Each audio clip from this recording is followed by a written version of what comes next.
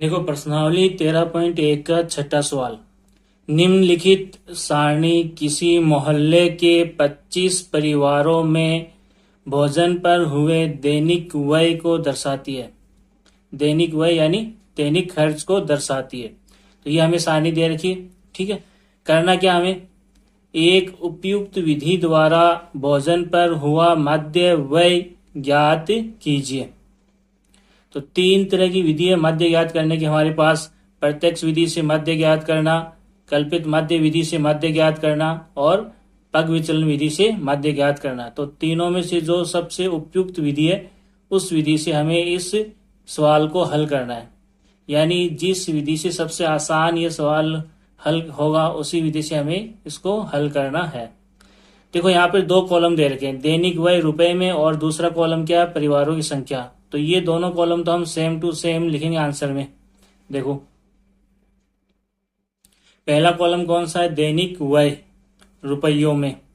तो दैनिक व्यय कौन सा है, ये वाला कॉलम 100 से 150, 100 से 150, आगे 150 से 200, फिर 200 से 250, फिर 250 से 300, उसके बाद में 300 से 350। ये पहला कॉलम है।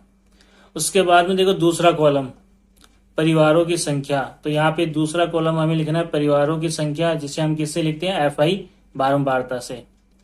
अब इस कॉलम में हमें क्या दे रखा है वो देखो, 4, 5, 12, 2, 2। तो यहाँ पे हमें वही लिखना है 4, 5, 12, 2, 2। ठीक है, तो ये दो कॉलम हमें पर्सन में दे रखे थे, वो हमें लिखना ही है। उसके बाद में अगर हमें माध्य ज्ञात करना है तो हम क्या करेंगे, तीसरा कॉलम ज्ञात करेंगे और उस कॉलम का नाम क्या होगा, मध्यमान। ठीक है, और मध्यमान को हम किससे लिखते हैं, XI से। जब भी हमें पहले कॉलम में वर्ग अंतराल दे रखा है और मध्य ज्ञात करना है तो तीसरा कॉलम हमेशा कौन सा आएगा, मध्यमान का, जिसे हम क्या लिखते हैं, XI से। अब देखो मध्यमान कैसे निकालते हैं। मध्यमान का मतलब होता है बीच की संख्या, जैसे 100 और 150 है। 100 और 150 का मध्यमान निकालना है। तो अगर डायरेक्ट हमें समझ में आता है कि 100 और 150 के बीच की संख्या क्या होती है, 125, तो डायरेक्ट लिख सकते हैं। ठीक है, नहीं तो इसका सूत्र होता है, क्या होता है, 100 और 150 का मध्यमान निकालना है तो हम क्या करेंगे, 100 और 150 को जोड़ेंगे। क्या करेंगे, 100 और 150 को जोड़ेंगे। तो 100 और 150 को जोड़ने पर कितना आएगा, 250। फिर 250 में 2 का भाग देंगे, कितना आएगा, 125। ठीक है, तो यहाँ पे हम क्या लिखेंगे, 125। किसका मध्यमान है, 100 और 150 का मध्यमान कितना है, 125। इसी तरीके से देखो 150 और 200 का मध्यमान कितना आएगा, अगर डायरेक्ट समझ में आ रहा है तो कितना आएगा, 175 आएगा। नहीं तो फिर क्या करेंगे, 150 और 200 को जोड़ेंगे तो जोड़ने पर कितना आएगा, 350। फिर 350 में 2 का भाग देंगे, कितना आएगा, 175। ठीक है, तो 150 और 200 का मध्यमान कितना आया, 175। अगली पंक्ति में देखो 200 और 250 का मध्यमान, अगर डायरेक्ट समझ में आता है तो डायरेक्ट लिख सकते हैं। 200 और 250 का मध्यमान कितना होता है, 225। नहीं तो सूत्र से ज्ञात करेंगे। सूत्र से कैसे ज्ञात करेंगे, 200 और 250 को जोड़ेंगे। 200 और 250 को जोड़ेंगे, जोड़ने पर कितना आएगा, 450। 450 में 2 का भाग देंगे, कितना आएगा, 225। ठीक है, तो 200 और 250 का मध्यमान कितना आ गया, 225। उसके बाद में देखो आगे 250 और 300 का मध्यमान, अगर डायरेक्ट समझ में आता है तो हम लिख सकते हैं, कितना आएगा, 275। नहीं तो क्या करेंगे, 250 और 300 को जोड़ेंगे। 250 और 300 को जोड़ेंगे, जोड़ने पर कितना आएगा, 550। जोड़ने पर कितना आएगा, 550। 550 में 2 का भाग देंगे, कितना आएगा, 275। तो 250 और 300 का मध्यमान कितना है, 275। उसके बाद में देखो 300 और 350 का मध्यमान, डायरेक्ट अगर समझ में आता है तो लिख सकते हैं, 300 और 350 के बीच की संख्या कौन सी होती है, 325। नहीं तो क्या करेंगे, 300 और 350 को जोड़ेंगे। ठीक है, 300 और 350 को जोड़ने पर कितना आएगा, 650। 650 में फिर 2 का भाग देंगे, कितना आएगा, 325। ठीक है, तो 300 और 350 का मध्यमान कितना आ गया, 325। FI और XI का गुणा करेंगे चौथे कॉलम में। ठीक है, तो पहली पंक्ति में देखो 125 को किससे गुणा करना है, 4 से। 125 गुणा 4, 4 का पड़ा 5 बार, 4 पंजे 20 का 0 हासिल 2, फिर 4 का पड़ा 2 बार, 4 दूनी 8 और 2 10, 10 का 0 हासिल 1, फिर 4 का पड़ा 1 बार, 4 एकम 4 प्लस 1 5, तो यहाँ पे कितना आ गया 5। तो 125 को 4 से गुणा करने पर कितना आ गया 500। तो देखो 125 को 4 से गुणा करने पर कितना आया 500। उसके बाद में देखो दूसरी पंक्ति में 175 को किससे गुणा करना है, 5 से। तो देखो करो, 175 को 5 से गुणा करना है, तो 5 का बड़ा 5 बार, 25 का 5 हासिल 2, फिर 5 का बड़ा 7 बार, 5 आते 35 और 2 37, 37 का 7 हासिल 3, फिर 5 का बड़ा 1 बार, 5 एकम 5 और हासिल 3, 5 और 3 कितना हो गया 8। ठीक, 175 को 5 से गुणा करने पर कितना आया 875। देखो यहाँ पर 175 को 5 से गुणा करने पर कितना आया 875। अगली पंक्ति में देखो 225 को हमें किससे गुणा करना है, 12 से। देखो यहाँ पर 225 को किससे गुणा करना है, 12 से। सबसे पहले क्या करेंगे, 2 का बड़ा 5 बार, 2 पंजे 10 का 0 हासिल 1, फिर 2 का बड़ा 2 बार, 2 दूनी 4 प्लस 1 5, तो यहाँ पर क्या आ गया 5, फिर 2 का बड़ा 2 बार, 2 दूनी 4, तो यहाँ पर क्या आ गया 4। फिर यहाँ पर देखो अगली पंक्ति में यहाँ 0 के नीचे क्रॉस लगाएंगे, फिर क्या करेंगे 1 का बड़ा 5 बार, तो 1 को 5 से गुणा करेंगे कितना आएगा 5, फिर 1 को 2 से गुणा करेंगे कितना आएगा 2, फिर 1 को 2 से गुणा करेंगे कितना आएगा 2। अब इन दोनों को जोड़ो, 0 में 0 जोड़ेंगे कितना आएगा 0, 5 में 5 जोड़ेंगे कितना आएगा 10 का 0 हासिल 1, 1 और 4 5, 5 और 2 7, फिर 2 का 2 2700। 225 को 12 से गुणा करेंगे कितना आएगा 2700। देखो यहाँ पर 225 को 12 से गुणा करेंगे कितना आएगा 2700। उसके बाद में देखो 275 को 2 से गुणा करना है। 275 को किससे गुणा करना है, 2 से। 2 का बड़ा 5 बार, 2 पंजे 10 का 0 हासिल 1, फिर 2 का बड़ा 7 बार, 2 साते 14 और 1 15 का 5 हासिल 1, फिर 2 का बड़ा 2 बार, 2 दूनी 4 और 1 5, तो 275 को 2 से गुणा करने में कितना है 550। 275 को 2 से गुणा करने में कितना है 550। उसके बाद में देखो 325 को किससे गुणा करना है, 2 से। 325 को किससे गुणा करना है, 2 से। 2 का बड़ा 5 बार, 2 पंजे 10 का 0 हासिल 1, फिर 2 का बड़ा 2 बार, 2 दूनी 4 और 1 5, फिर 2 का बड़ा 3 बार, 2 तिया 6। 325 को 2 से गुणा करने में कितना आया 650। तो देखो यहाँ पर 325 को 2 से गुणा करने में कितना आया 650। ठीक है, तो ये 4 कॉलम हो गए। पहले 2 कॉलम पर्सन में हमें दे रखे थे, फिर हमने तीसरा कॉलम ज्ञात किया, मध्यमान निकाला। ठीक है, उसके बाद में चौथे कॉलम में हमने क्या किया, एफ आई और एक्स आई का गुणा। अब हम क्या करेंगे, एफ आई वाले कॉलम का जोड़, जिसे हम क्या बोलते हैं सिग्मा एफ आई। तो इसका जोड़ देखो कितना आएगा, 4 और 5 9, 9 और 12 21, 21 और 2 23, 23 और 2 25, तो सिग्मा एफ आई का मान कितना आ गया 25। ठीक है, नहीं तो यहाँ पर्सन में भी दे रखा है, देखो 25 परिवारों की बात चल रही है। यहाँ देखो 25 परिवारों में भोजन पर हुए दैनिक व्यय, तो यहाँ पर सिग्मा एफ आई का मान कितना आ गया 25। इसके बाद में देखो हमें क्या करना है, एफ आई गुणा एक्स आई वाले कॉलम का जोड़, जिसे हम क्या बोलेंगे सिग्मा एफ आई गुणा एक्स आई। तो देखो इसका जोड़ करते हैं, तो 500 में हमें क्या जोड़ना है, पहले 875। 500 में क्या जोड़ना है 875। 0 में 5 जोड़ेंगे कितना आएगा 5, 0 में 7 जोड़ेंगे कितना आएगा 7, 8 में 5 जोड़ेंगे कितना आएगा 13। तो 500 में 875 जोड़ने पर कितना है 1375। अब हमें क्या जोड़ना है, 875 के बाद में क्या जोड़ना है 2700। तो 1375 में हमें क्या जोड़ना है 2700। 5 में 0 जोड़ेंगे कितना आएगा 5, 7 में 0 जोड़ेंगे कितना आएगा 7, 3 और 7 कितना हो गया 10, 10 का 0 हासिल 1, 1 और 1 कितना हो गया 2, 2 और 2 कितना हो गया 4। 1375 में 2700 जोड़ने पर कितना आया 4075। अब हमें 2700 के बाद में देखो क्या जोड़ना है 550। तो 4075 में 550 जोड़ना है हमें। 5 और 0 कितना हो जाएगा 5, 7 और 5 कितना हो गए 12 का 2 हासिल 1, 1 और 0 कितना हो गया 1, फिर 1 में 5 जोड़ेंगे कितना हो जाएगा 6, 4 का 4। तो 4075 में 550 जोड़ने पर कितना आया 4625। उसके बाद में देखो 550 के बाद में हमें क्या जोड़ना है, 650। तो 4625 में 650 जोड़ना है। 5 और 0 कितना हो जाएगा, 5, 2 और 5 कितना हो गया, 7। ठीक है, 6 और 6 कितना हो गया, 12, 12 का 2 हासिल 1, 4 और 1 कितना हो गया, 5, 5275।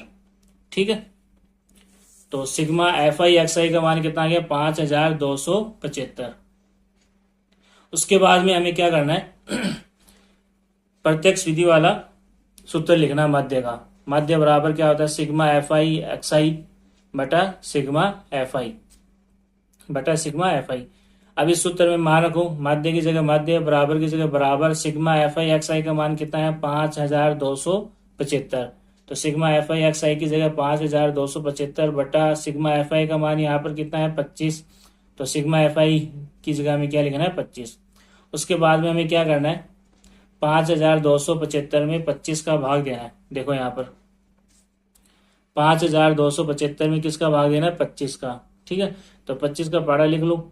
ठीक है, उसके बाद में हमें क्या करना है, यहाँ पर एक अंक लेंगे 5। तो 5 25 से छोटा है, यानी 5 में 25 का भाग नहीं जाता है। तो हम क्या करेंगे, यहाँ पर 2 अंक ले लेंगे, 52। अब 52 25 से बड़ा है, 52 25 से बड़ा है, इसलिए 52 में 25 का भाग जाएगा। 52 में 25 का भाग देंगे तो 52 से बड़ा नंबर यहाँ पर कौन सा, 75। ठीक है, 52 से बड़ा नंबर कौन सा है, 75। तो 75 लिखना नहीं है, तो 75 से पहले वाला नंबर कौन सा, 50। ठीक है, तो 52 के नीचे क्या लिखेंगे, 50। और 50 25 के बारे में कितनी बार आता है, 2 बार। तो भागफल में क्या लिखेंगे, 2। फिर 52 में से 50 घटाएंगे, 2 में से 0 घटाएंगे, कितना बचेगा, 2। 5 में से 5 घटाएंगे, कितना बचेगा, 0। अगली संख्या कौन सी है, 7 नीचे ले आते हैं। तो यहाँ पर 2 और 7 कितना आ गया, 27। अब 27 में 25 का भाग। ठीक है, तो 27 से बड़ा नंबर कौन सा है, 25 के बारे में 50 है। 50 से पहले वाला नंबर हमें क्या लिखना है, 25 लिखना है 27 के नीचे। अब 25 के बारे में कितनी बार आता है, 1 बार आता है। तो भागफल में क्या लिखेंगे, 1। अब घटाओ यहाँ पर 27 में से 25, 7 में से 5 घटाएंगे, कितना बचेगा, 2। 2 में से 2 घटाएंगे, क्या बचेगा, 0। अगली संख्या कौन सी, यहाँ पे 5 है। ठीक है, अब 2 और 5 कितना हो गया, 25। अब हमें क्या करना है, 25 में 25 का भाग कितनी बार जाएगा, 1 बार। ठीक है, 25 में 25 का भाग 1 बार जाएगा। यहाँ 25 के नीचे क्या लिखेंगे, 25। और फिर 25 में से 25 घटाएंगे, क्या बचेगा, 0। यानी 5275 में 25 का भाग देने पर कितना है, 211। तो देखो यहाँ पर मध्य की जगह मध्य आ गया, बराबर की जगह बराबर। 5275 में 25 का भाग देने पर कितना आ गया, 211। ठीक है, तो ये आंसर हो गया। देखो प्रश्नावली 13.1 का छठा सवाल। ठीक है, निम्नलिखित सारणी किसी मोहल्ले के 25 परिवारों में भोजन पर हुए दैनिक व्यय को दर्शाती है। तो ये सारणी है। ठीक है, इस सारणी का हमें क्या करना है, एक उपयुक्त विधि द्वारा भोजन पर हुआ मध्य व्यय ज्ञात कीजिए। अभी हमने इस सवाल को प्रत्यक्ष विधि से हल किया था, अब हम इस सवाल को कल्पित मध्य विधि से हल करेंगे, यानी कल्पित मध्य विधि से इसका मध्य ज्ञात करेंगे। तो इस सारणी में देखो 2 कॉलम दे रखे हैं, एक तो दे रखा दैनिक व्यय और एक दे रखा परिवारों की संख्या। तो सबसे पहले हम क्या करेंगे, जब हम कल्पित मध्य विधि से हल करेंगे तो सबसे पहले आंसर में क्या करेंगे, ये 2 कॉलम बनाएंगे। देखो यहाँ पर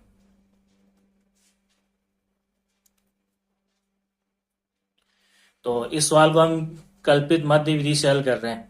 तो सबसे पहले जो प्रश्न में 2 कॉलम दे रखे हैं वो लिखेंगे। पहला कॉलम क्या था, दैनिक व्यय रुपयों में। तो देखो यहाँ पे ये जो दैनिक व्यय किसके रूप में दे रखा है, वो अलग अंतराल के रूप में दे रखा है। जैसे पहला अंतराल 100 से 150, फिर 150 से 200, 200 से 250, 250 से 300, 300 से 350। तो ये पहला कॉलम था जो हमें प्रश्न में दे रखा था, सारणी में दे रखा था। अब दूसरा कॉलम क्या, परिवारों की संख्या, जिसे हम एफ आई से लिखते हैं। ठीक है, अब ये दूसरा कॉलम था जो हमें प्रश्न में दे रखा था, कितना है, 4, 5, 12, 2, 2। ठीक है, तो ये 2 कॉलम तो हमें प्रश्न में दे रखा था, वो हमें लिखना है। अब देखो मध्य ज्ञात करना है और पहला जो कॉलम है उसमें वर्ग अंतराल दे रखा है। तो इस जो वर्ग अंतराल दे रखा है इसका हमें क्या निकालना, मध्यमान निकालना है। तीसरे कॉलम में हमें क्या करना है, मध्यमान। और मध्यमान को हम किससे लिखते हैं, एक्स आई से। तो देखो यहाँ पर 100 और 150 का मध्यमान आसानी से बता सकते हैं। 100 और 150 का मध्यमान कितना आता है, 125। इसी तरीके से 150 और 200 का मध्यमान कितना आता है, 175। 200 और 250 का मध्यमान कितना आता है? 225। 250 और 300 का मध्यमान कितना आता है? 275। 300 और 350 का मध्यमान कितना आता है? 325। ठीक है, ये तो हो गया डायरेक्ट। अगर हमें डायरेक्ट समझ में आ जाता है कि 100 150 इन सभी का मध्यमान डायरेक्ट बता सकते हैं। अगर नहीं आता तो दूसरा तरीका क्या है इनका मध्यमान निकालने का, कि जो हमें निम्न सीमा और ऊपरी सीमा दे रखी है उन दोनों को जोड़ के 2 का भाग देंगे। जैसे देखो यहाँ पर 100 और 150 का मध्यमान निकालना है, तो हम क्या करेंगे? 100 और 150 को जोड़ेंगे। ठीक है, जोड़ने पर कितना आएगा? 250। फिर उसमें क्या करेंगे? 2 का भाग देंगे। 250 में 2 का भाग देंगे, कितना आएगा? 125। देखो ये आ गया 125। ठीक है, उसके बाद में देखो 150 और 200 का मध्यमान निकालना है, तो 150 और 200 को जोड़ो, कितना आएगा? 350। 350 में 2 का भाग दो, कितना आएगा? 175। 175। 150 और 200 का मध्यमान कितना आ गया? 175। उसके बाद में देखो 200 और 250 का मध्यमान निकालना है, तो 200 और 250 को जोड़ने पर कितना है? 450। 450 में 2 का भाग दो, कितना आएगा? 225। ये आ गया 225। 200 और 250 का मध्यमान कितना आ गया? 225। उसके बाद में देखो 250 और 300 का मध्यमान निकालना है, तो 250 और 300 को जोड़ो, जोड़ने पर कितना आएगा? 550। 550 में किसका भाग देंगे? 2 का, तो कितना आएगा? 275। 275। तो 250 और 300 का मध्यमान कितना आ गया? 275। उसके बाद में 300 और 350 का मध्यमान, तो 300 और 350 का मध्यमान, पहले इन दोनों को जोड़ो। 300 और 350 को जोड़ने पर कितना आएगा? 650। 650 में 2 का भाग दो, कितना आएगा? 325। ये आ गया 325। 300 और 350 का मध्यमान कितना आ गया? 325। अब हमें ये ध्यान रखना है, अगर इस सवाल को हम कल्पित माध्य विधि से हल कर रहे हैं तो चौथा कॉलम किसका आएगा? विचलन का। और विचलन को हम DI से लिखेंगे। DI बराबर क्या होता है? XI माइनस ए। ठीक है, XI माइनस ए। XI क्या होता है? मध्यमान, और A क्या होता है? कल्पित माध्य। ठीक है, अब A को हमें मान के चलना है। ठीक है, अब A किसको मानेंगे? जो मध्य मान वाला कॉलम है उसमें जो बीच की संख्या आ रही है, देखो यहाँ पर मध्य मान वाले कॉलम में बीच की संख्या कौन सी आ रही? 225। तो हमने क्या मान लिया? माना कि कल्पित मध्य A बराबर 225।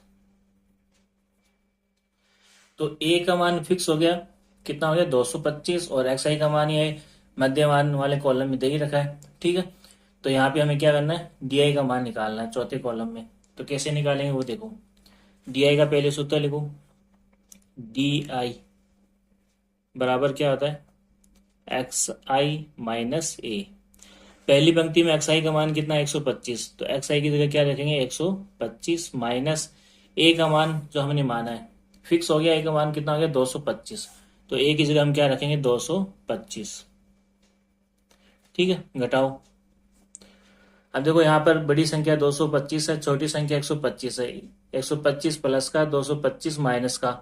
ठीक है, प्लस माइनस क्या होता है? माइनस होता है। तो हमें क्या करना है? बड़ी संख्या में से छोटी संख्या घटानी है। 225 में से 125 घटाएंगे, कितना बचेगा? 100। कितना बचेगा? 100। अब बड़ी संख्या माइनस की है तो माइनस के 100। तो देखो यहाँ पर पहली पंक्ति में DI का मान कितना है? माइनस के 100। ठीक है, उसके बाद में देखो दूसरी पंक्ति में XI का मान कितना है? 175। तो XI की जगह क्या रखेंगे? 175 माइनस ए का मान फिक्स है 225 बराबर, देखो वही 175 प्लस का है, 225 माइनस का है, घटेगा। प्लस माइनस क्या होता है? माइनस। तो कितना बचेगा? 50। बड़ी संख्या माइनस की है तो 50 किसके आएंगे? माइनस के। ठीक है, देखो यहाँ पर दूसरी पंक्ति में DI का मान कितना आ गया? -50। उसके बाद में देखो अगली पंक्ति में DI का मान कितना आएगा वो देखना है। तो XI का मान कितना है? 225 माइनस ए का मान 225। 225 में से 225 घटाएंगे, क्या बचेगा? 0। तो यहाँ पर DI का मान कितना आ गया? 0।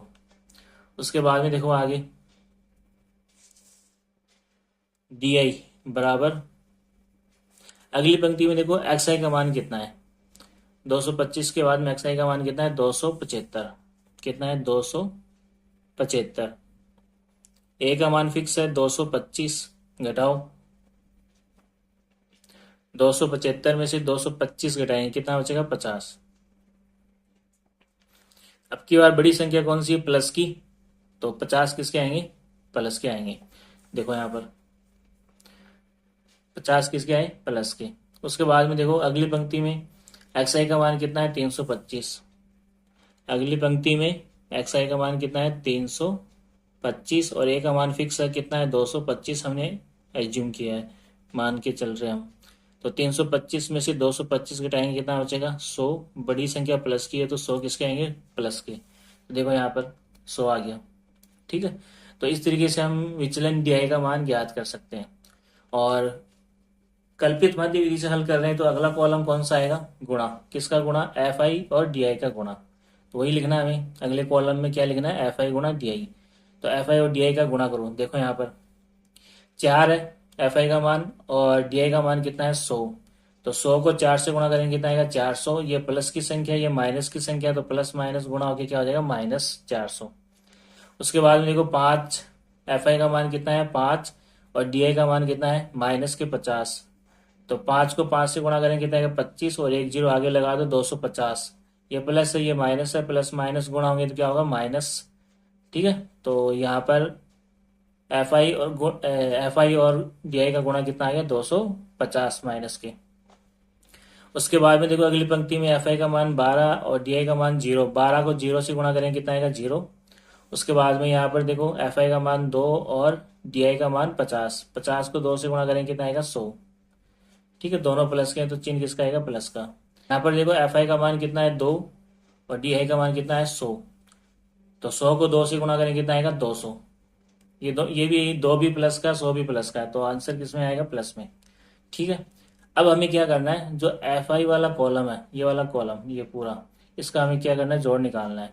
तो एफ आई के जोड़ को हम क्या बोलेंगे, सिग्मा एफ आई। तो इसका जोड़ देखो कितना आएगा 25 आएगा। देखो जोड़ के 4 और 5 9, 9 और 12 कितने हो गए 21, 21 और 2 23, 23 और 2 25।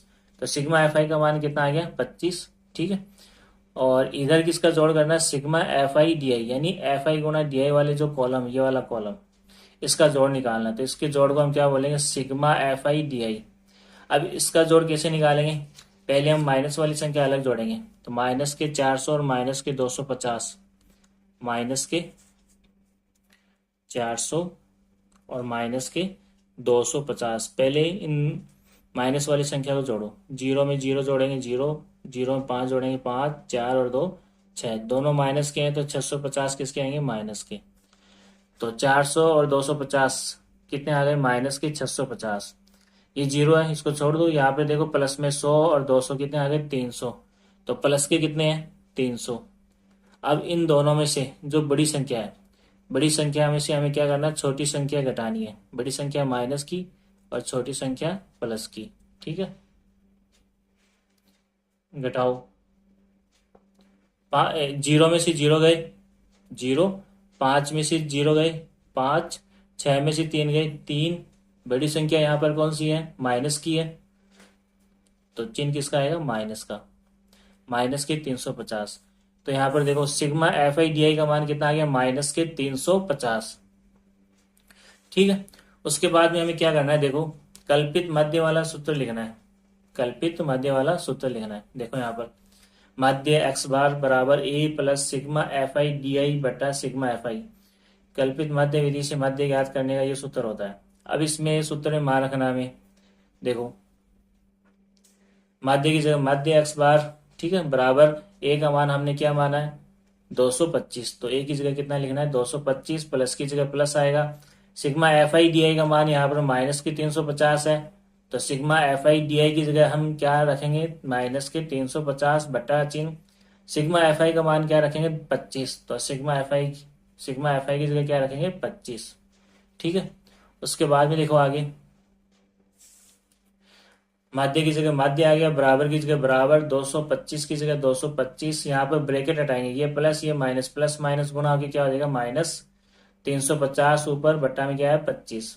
ठीक है, उसके बाद में देखो अगले स्टेप में माध्य की जगह माध्य, ठीक है, बराबर की जगह बराबर, 225 की जगह 225, माइनस की जगह माइनस। 350 में हमें 25 का भाग देना है। 350 में 25 का भाग, देखो 350 में हमें किसका भाग देना है? 25 का। कितनी बार जाएगा? एक बार। 25 एकम 25, ठीक है। 35 में से 25 घटाओ, 5 में से 5 गए 0, 3 में से 2 गए 1। अगली संख्या कौन सी है? 0। तो ये कितना हो गया? 100। 100 में 25 का भाग कितनी बार जाएगा? 25 चौक 100। 100 में 100 घटाओ 0। तो 350 में 25 का भाग देने पर कितना आया? 14। तो 350 में 25 का भाग देने पर कितना आ गया? 14, ठीक है। उसके बाद में देखो अगले स्टेप में, माध्य की जगह माध्य आ गया, बराबर की जगह बराबर आ गया। 225 में से 14 घटाना है। 225 में से 225 में से क्या घटाना है? 14। यहाँ 2 के नीचे कुछ नहीं है तो 0। इकाई अंक 5 है, तो 5 के नीचे क्या आएगा? 4 इकाई अंक। दाई अंक 2, 2 के नीचे क्या आएगा? दाई अंक 1। और यहाँ पे सैकड़ा है नहीं, तो यहाँ पे क्या लिखेंगे? 0। घटाना हमें। 5 में से 4 गए 1, 2 में से 1 गया 1, 2 में से 0 गए 2, 211। तो 225 में से 14 घटाने पर कितना आ गया? 211। तो मध्य बराबर 211। जब हमने इसको प्रत्यक्ष विधि से हल किया था तब भी मध्य का आंसर 211 ही आ रहा था, और अब हमने इसको कल्पित मध्य विधि से हल किया तब भी आंसर इसका कितना आ रहा है? 211 आ रहा है, ठीक है। देखो 13.1 का छठा सवाल है। इस सवाल को हमने प्रत्यक्ष विधि से हल कर लिया है, यानी प्रत्यक्ष विधि से हमने मध्य ज्ञात किया, 211 आ रहा था, ठीक है। उसके बाद में हमने इसको कल्पित मध्य विधि से हल किया तब भी उसका आंसर क्या आ रहा था? 211। अब हम इसको पग विचलन विधि से हल करके देखेंगे, ठीक है, कि पग विचलन विधि से हल कैसे करते हैं और उससे हल करने पर आंसर क्या आता है। सबसे पहले देखो, इसको पग विचलन विधि से हल करने के लिए जो प्रश्न में हमें 2 कॉलम दे रखे हैं, दैनिक व्यय रुपए में और परिवारों की संख्या, तो ये दोनों कॉलम हम आंसर में बनाएंगे, ठीक है। तो देखो यहाँ पर पग विचलन विधि से माध्य ज्ञात करना, पग विचलन विधि से माध्य ज्ञात करना। पहला कॉलम कौन सा था? दैनिक व्यय रुपयों में। तो यहाँ पर हमें क्या दे रखा था? 100 से 150, 150 से 200, 200 से 250, 250 से 300, 300 से 350। तो ये वर्ग अंतराल हमें दे रखा था पहले कॉलम में। और दूसरे कॉलम में हमें क्या दे रखा था? परिवारों की संख्या, जिसे हम FI से लिखते हैं, या फिर हम इसको बारंबारता भी बोल सकते हैं। तो इसमें हमें क्या दे रखा था? 4, 5, 12, 2 और 2। तो ये 2 कॉलम प्रश्न में हमें दे रखा था, सारणी में हमें दे रखा था, ठीक है। अब हमें क्या करना है? इसका मध्य ज्ञात करना है, और वो भी कौन सी विधि से? पग विचलन विधि से, ठीक है। मध्य ज्ञात करना है तो सबसे पहला काम तो ये है कि जो पहले कॉलम में वर्ग अंतराल दे रखा है, ठीक है, 100 से 150, फिर 150 से 200, 200 से 250, 250 से 300, 300 से 350, ठीक है। तो इनका मध्य मान निकालेंगे। सबसे पहला काम यही है, मध्य ज्ञात कर रहे हैं और वर्ग अंतराल हमें दे रखा है, तो सबसे पहले हम क्या करेंगे? मध्य मान निकालेंगे। तो तीसरा कॉलम किसका आएगा? मध्यमान का। तो देखो तीसरा कॉलम कौन सा आएगा? मध्यमान XI। मध्यमान को हम किससे लिखते हैं? XI। 100 और 150 का मध्यमान निकालना है, तो हम डायरेक्ट बता सकते हैं 100 और 150 के बीच की संख्या कौन सी होती है? 125। नहीं, दूसरा तरीका क्या है? निम्न सीमा और ऊपरी सीमा, निम्न सीमा और ऊपरी सीमा को जोड़कर 2 का भाग देंगे तो हम मध्यमान निकाल सकते हैं।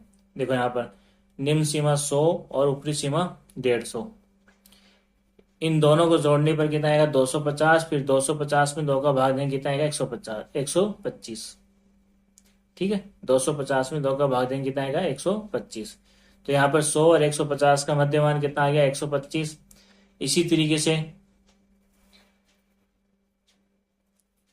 150 और 200 का मध्यमान निकाल सकते हैं। 150 और 200 को जोड़ो, कितना आएगा? 350। फिर 350 में 2 का भाग देंगे, कितना आएगा? 175। कितना आएगा? 175, ठीक है। 200 और 250 का मध्यमान निकालना है, तो 200 और 250 को जोड़ने पर 450 आएगा। 450 में 2 का भाग देंगे, कितना आएगा? 225। कितना आएगा? 225। उसके बाद में देखो 250 और 300 का मध्यमान निकालना है, तो 250 और 300 को जोड़ने पर कितना आएगा? 550। फिर 550 में 2 का भाग देंगे कितना आएगा 275। ठीक है 275। उसके बाद में 300 और 350 का मध्यमान निकालना है, तो 300 और 350 को जोड़ने पर 650 आएगा। 650 में 2 का भाग देंगे कितना आएगा 325। तो ये आगे 325, 300 और 350 का मध्यमान। ठीक है। उसके बाद में देखो हमें क्या करना है, पग विचलन विधि से हल कर रहे हैं। तो पहले हम क्या निकालेंगे, विचलन डीआई, जो हमने कल्पित माध्यम में निकाला था वही। तो डीआई का सूत्र क्या होता है, डीआई बराबर एक्स आई माइनस ए। एक्स आई क्या होता है, मध्यमान। ठीक है। और ए क्या होता है, कल्पित माध्य, जिसको हमें एज्यूम करना पड़ता है, मान के चलना पड़ता है। अब ए किसको मानेंगे हम, जो मध्यमान वाला कॉलम है उसमें जो बीज की संख्या आ रही है, तो यहाँ पर बीज की संख्या कौन सी आ रही है, 225। ठीक है। तो इसको हम क्या मान लेंगे, कल्पित माध्य ए। तो इसको मैं नीचे लिख देता हूं, देखो यहाँ पर माना कि कल्पित माध्य ए बराबर कितना हो गया 225। ठीक है।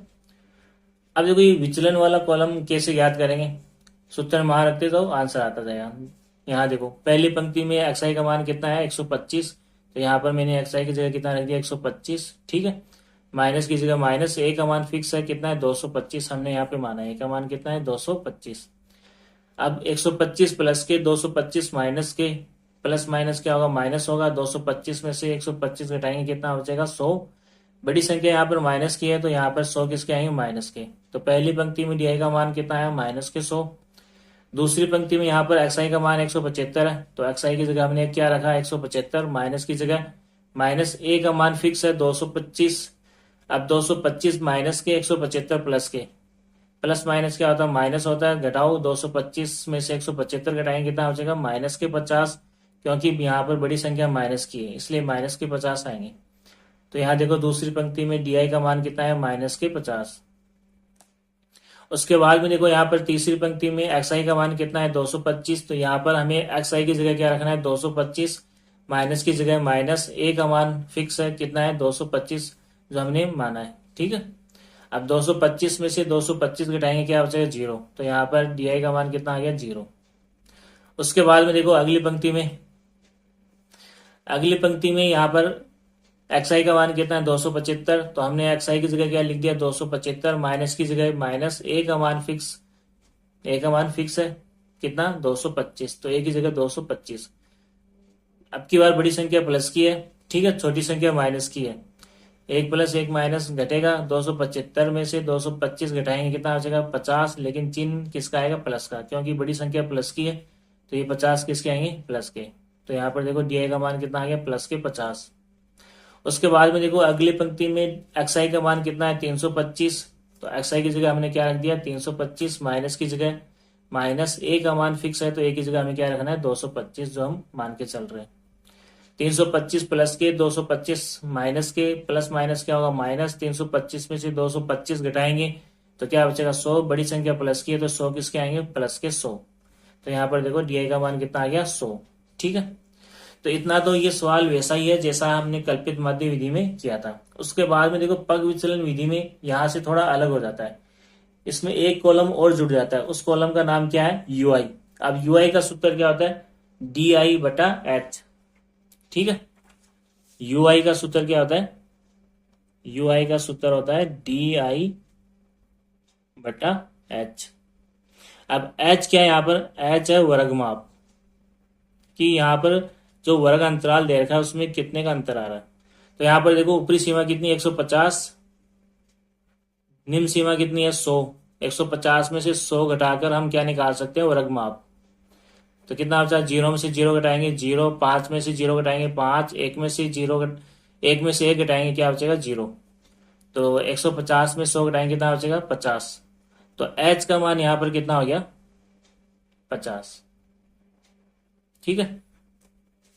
तो यहां पर जो भी डी का मान आ रहा है उसमें हमें किसका भाग देना है h का मतलब 50 का भाग देना है। तो देखो यहाँ पर पहली पंक्ति में यू आई बराबर, पहली पंक्ति में डी का मान कितना है माइनस के 100 है, माइनस के 100 बटा h का मान फिक्स हो गया कितना 50 है। ठीक है। तो h की जगह 50। अब देखो 100 में 50 का भाग देंगे, 50 एकम 50, 50 दूनी 100, कितनी बार कटा 2 बार, चिन्ह किसका आएगा माइनस प्लस माइनस 2। तो पहली पंक्ति में ui का मान कितना आ गया -2। ठीक है। उसके बाद में देखो अगली पंक्ति में यहाँ पर देखो डी का मान कितना है -50 है, तो डी की जगह हम क्या रखेंगे -50, और एच का मान फिक्स है, हमने देखा अभी। ठीक है, कितना आ रहा है एच का मान 50। 50 में 50 का भाग कितनी बार जाएगा, एक बार, तो यहाँ पर प्लस माइनस क्या हो जाएगा -1। तो इस पंक्ति में ui का मान कितना आ रहा है -1। उसके बाद में देखो अगली पंक्ति में डी का मान यहाँ पर देखो कितना आ रहा है 0 आ रहा है, तो यहाँ पर डी की जगह हम क्या रखेंगे 0 बटा एच का मान क्या रखेंगे 50। 0 में 50 का भाग देंगे कितना आएगा 0, तो यहाँ पर ui का मान कितना आया 0। ठीक है। उसके बाद में देखो अगली पंक्ति में डी का मान कितना है 50 है।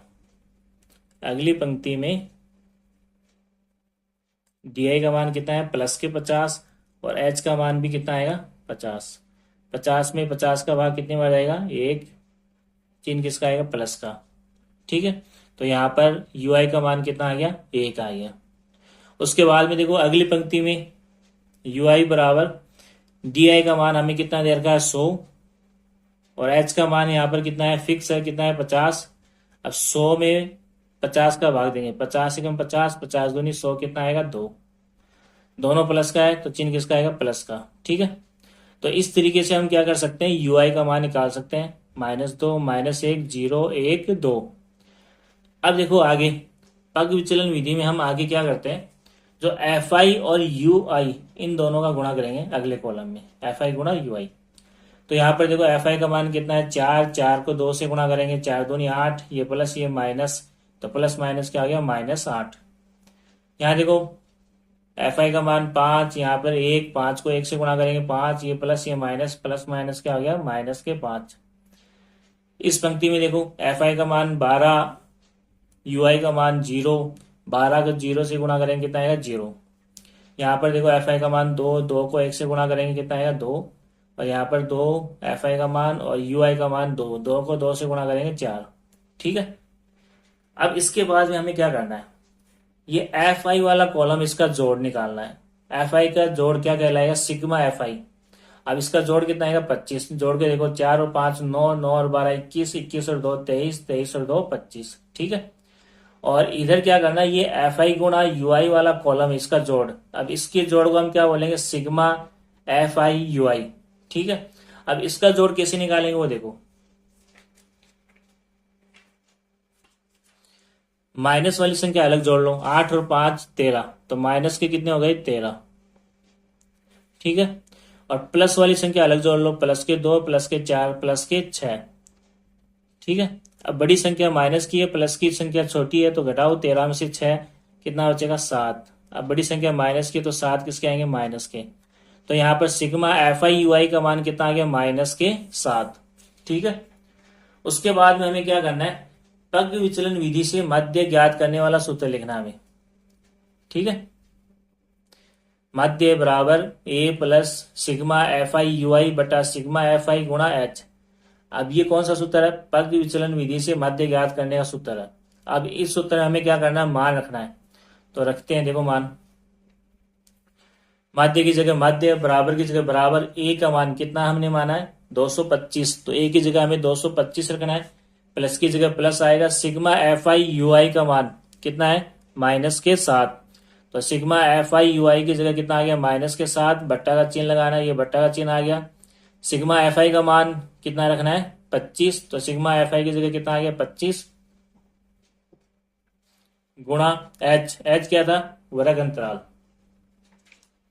ठीक है, वर्ग माप बोल दो, कितने का आ रहा है वर्ग माप, यहाँ पर देखो h का मान कितना आ रहा था 50। ठीक है, कैसे निकाल सकते हैं, जो यहाँ पर ऊपरी सीमा और निम्न सीमा हमें दे रखी है, तो ऊपरी सीमा में से निम्न सीमा घटा लो, तो हमें पता चल जाएगा वर्ग माप कितने का आ रहा है 50 का। तो h की जगह हमें क्या रखना है 50। उसके बाद में देखो अगले स्टेप में माध्य की जगह माध्य आ गया, बराबर की जगह बराबर, 225 की जगह 225। जब हम ब्रैकेट हटाएंगे प्लस माइनस क्या आ जाएगा -7/25 गुणा 50। ठीक है, उसके बाद में देखो माध्य की जगह माध्य, बराबर की जगह बराबर, 225 की जगह 225, माइनस की जगह माइनस। पहले क्या कर लेते हैं, 50 को 7 से गुणा करते हैं, ठीक है।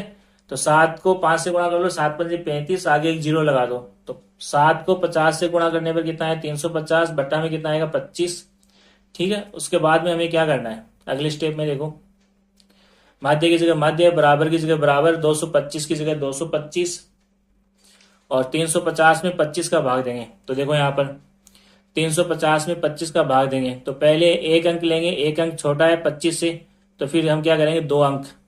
अब ये दोनों अंक मिलके क्या बना रहे, 35। 35 क्या होता है, 25 से बड़ा होता है। तो हमें क्या करना है, पहले 35 में 25 का भाग देना। कितनी बार जाएगा, एक बार। 25 एकम 25, 25 का बड़ा एक बार बोलने पर क्या आएगा, 25 आएगा। तो आप 25 कहाँ लिखेंगे, नीचे। अब 35 में से 25, 35 में से 25 घटाएंगे, क्या बचेगा, जीरो। अगला अंक कौन सा है, जीरो। तो ये अगला अंक नीचे तो आने पर ये पूरी संख्या कितनी बन गई, 100। अब हमें 100 में 25 का भाग देना, कितनी बार जाएगा, 4 बार। 25 चौक 100, 100 कहाँ लिखेंगे, नीचे।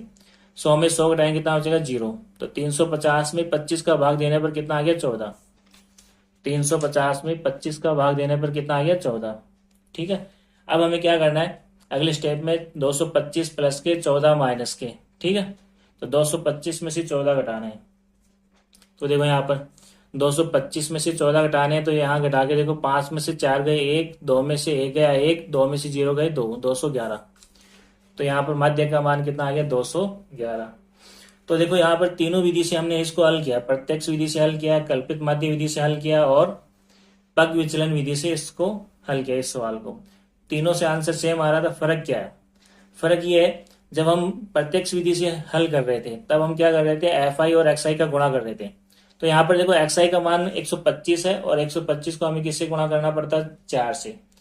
तो यहाँ पर ये बड़ी संख्या है, बड़ी संख्या को गुणा करने में टाइम ज्यादा लगता है। तो हम इसको आसान बनाने के लिए क्या करते हैं, कल्पित माध्य विधि से हल करते हैं। अब कल्पित माध्य विधि में क्या होता है, एफ आई और डी आई का गुणा होता है। तो यहाँ पर देखो डी आई का मान भी फिर भी बड़ा है, ठीक है। 100 को 4 से गुणा करेंगे, 50 को 5 से। अगर ये आसान लगता है तो कल्पित माध्य से हल कर सकते हैं, और इसको आसान बनाना है, ठीक है, और छोटी संख्या लेके आनी है, तो फिर हम किससे हल करते हैं, पग विचलन विधि से। तो उसमें क्या आता है, यू आई, एफ आई गुणा यू आई।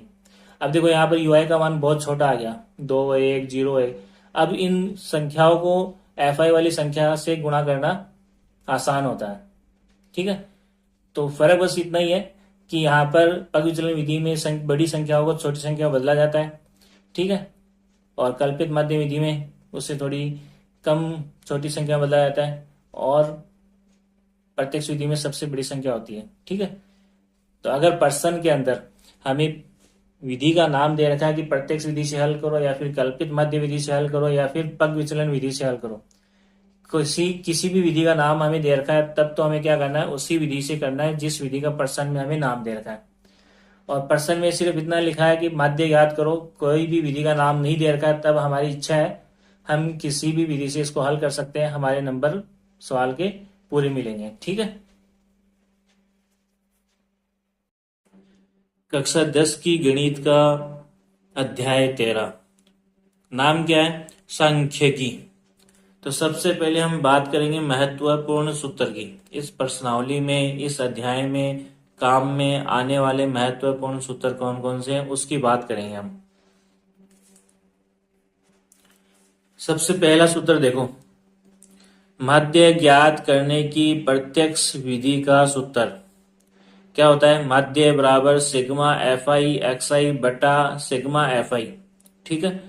ये माध्य ज्ञात करने का कौन सा तरीका है, प्रत्यक्ष विधि का। उसके बाद में देखो दूसरा सूत्र, माध्य ज्ञात करने की कल्पित माध्य विधि का सूत्र। माध्य बराबर क्या होता है, A plus sigma F I D I बटा सिग्मा एफ आई। ये कल्पित माध्य विधि से माध्य ज्ञात करने का सूत्र है, जहां पर डी आई का मतलब क्या होता है, डी आई बराबर एक्स आई माइनस ए, और ए का मतलब क्या होता है, कल्पित माध्य, ठीक है। उसके बाद में देखो आगे तीसरा सूत्र कौन सा है, माध्य ज्ञात करने की पग विचलन विधि का सूत्र। माध्य बराबर क्या होता है, A plus sigma F I U I बटा सिग्मा एफ आई गुणा एच, ठीक है। ये कौन सा सूत्र है, माध्य ज्ञात करने का पग विचलन विधि का सूत्र। क्या होता है, जहां पर यू का मतलब क्या होता है एक्स आई माइनस ए बटा एच। ठीक है, अब ए का मतलब क्या है कल्पित मध्य, और एच का मतलब क्या है वर्ग माप, यानी वर्ग अंतराल कितने का है वो एच का मतलब है। ठीक है, उसके बाद में देखो आगे चौथा सूत्र,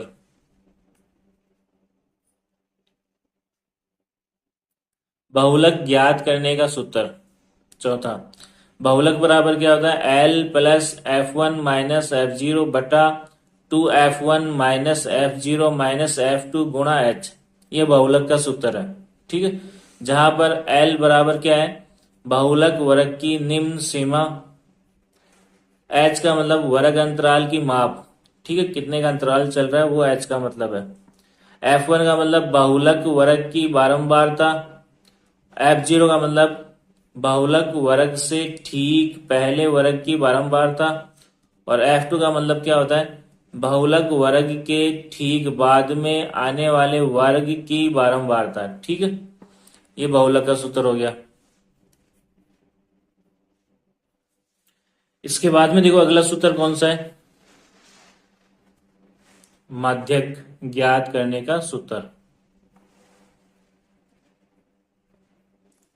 पांचवा, माध्यक ज्ञात करने का सूत्र। माध्यक बराबर क्या होता है एल प्लस एन बटा दो माइनस सी एफ बटा एफ गुणा एच, जहां पर एल क्या है माध्यक वर्ग की निम्न सीमा, एन प्रेक्षणों की संख्या, एन का मतलब क्या होता है प्रेक्षणों की संख्या, और सी एफ का मतलब माध्यक वर्ग से ठीक पहले वाले वर्ग की संचयी बारंबारता, एफ का मतलब क्या होता है माध्यक वर्ग की बारंबारता, और एच का मतलब वर्ग माप, यानी वर्ग अंतराल कितने का है वो एच का मतलब होता है। उसके बाद में देखो अगला सूत्र, माध्य बहुलक और माध्यक में संबंध। माध्य बहुलक और माध्यक में संबंध देखो, 3 गुणा माध्यक बराबर क्या होता है बहुलक प्लस 2 गुणा माध्य। ये माध्यक बहुलक और माध्य में संबंध होता है। 3 गुणा माध्यक बराबर बहुलक प्लस 2 गुणा माध्य। उसके बाद में देखो सातवां सूत्र है वर्ग चिन्ह। वर्ग चिन्ह का मतलब यहाँ पर क्या है मध्यमान, इसको मध्यमान भी बोल सकते हैं। तो वर्ग चिन्ह निकालने का सूत्र क्या होता है ऊपरी वर्ग सीमा प्लस निचली वर्ग सीमा बटा 2। ये मध्यमान या वर्ग चिन्ह निकालने का सूत्र होता है। उसके बाद में देखो छोटी क्लास में हमने ये भी पढ़ा है माध्य का सूत्र ऐसा भी होता है प्रेक्षणों का योग बटा प्रेक्षणों की संख्या, इसको भी हमें ध्यान में रखना है। उसके बाद में देखो आगे अवर्गीकृत आंकड़ों का माध्यक ज्ञात करने के लिए पहले प्रेक्षणों के मानों को आरोही क्रम में व्यवस्थित करते हैं, उसके बाद में हम चेक करते हैं प्रेक्षणों की संख्या कितनी है। यदि n यानी प्रेक्षणों की संख्या विषम हो तो माध्यक कैसे निकालेंगे n प्लस 1 बटा 2वां प्रेक्षण।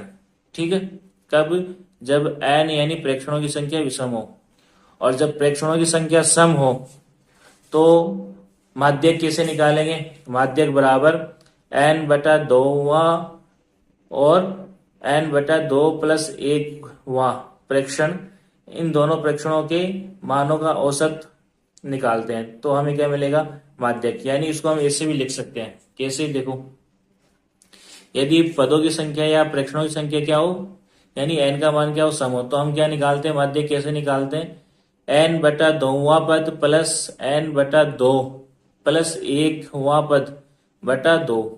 ठीक है, ये होता है माध्यक निकालने का सूत्र। ठीक है, जब अवर्गीकृत आंकड़े दिए हुए हों। और बहुलक कैसे निकालते हैं अवर्गीकृत आंकड़ों का बहुलक कैसे निकालेंगे, जो संख्या सबसे अधिक बार आ रही है वो क्या होता है बहुलक होता है, और माध्यक का मतलब बीच में आने वाली संख्या। ठीक है।